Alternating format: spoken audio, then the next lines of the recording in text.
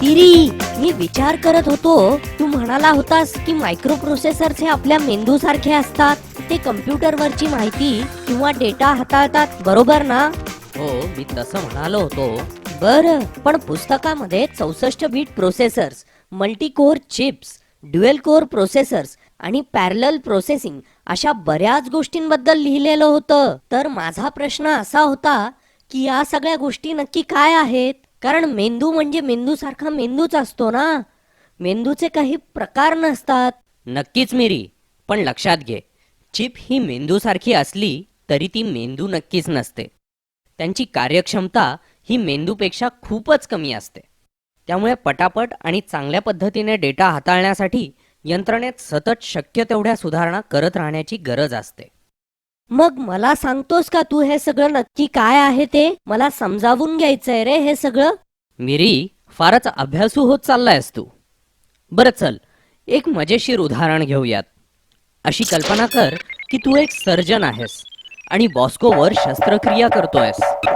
चालेल, यात खूप मजा येणार. बॉस्कोला जरा छळूयात, चल. Sketch pen, चिकटपट्टी.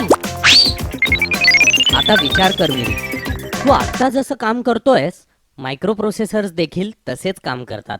काही वेळा एका प्रोसेसरला खूप जास्त काम करायची गरज पडते. थोडा स्पंज, कात्री, डिंक, ब्रश. अरे लवकर लवकर, जरा पटकन दे ना. खूप सारा डेटा हाताळताना सिंगल मायक्रो प्रोसेसरची स्थिती तुझ्या आत्ताच्या स्थितीसारखीच होते. स्केच पेन, चिकटपट्टी, ब्रश, स्पंज, कात्री, डिंक. त्यामुळे मग कम्प्युटर आणि काम दोन्हीही अगदी संथ गतीने चालायला लागतात. मग आता काय करायचं? ह्या कारणासाठीच मल्टी कोर चिप्स वापरतात. हा? त्या काय असतात? तुझ्या हातांकडे बघ. आता कल्पना कर, तुला अजून 2 हात आहेत. यांच्याबद्दल धन्यवाद तिरी.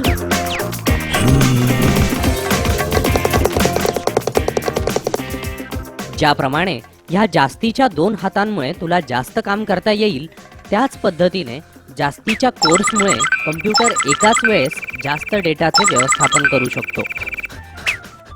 आता सगळं नीट कळलं, फक्त तुझ्यामुळे. पण मग पॅरलेल प्रोसेसिंग म्हणजे काय? मला वाटलं तू मला विचारणारच नाहीस. असा विचार कर की तू बॉस्कोच्या चेहऱ्याजवळ काम करतोयस, त्याच वेळी त्याच्या पायाजवळ देखील काम करायचंय.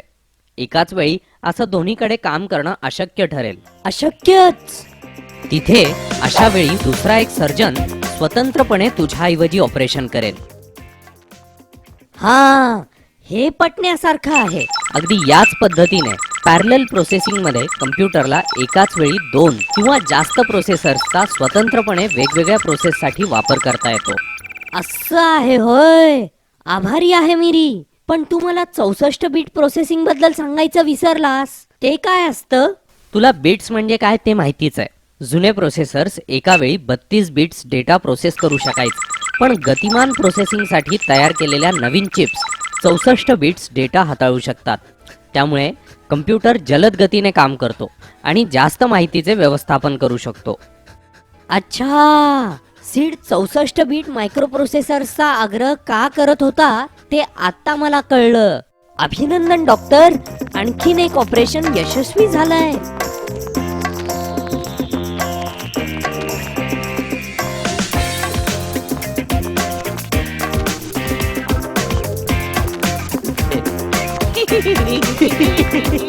हे फारच भारी झालंय तिरी. आपण तसं काहीतरी प्रत्यक्षातच केलं पाहिजे. चल आताच करूयात.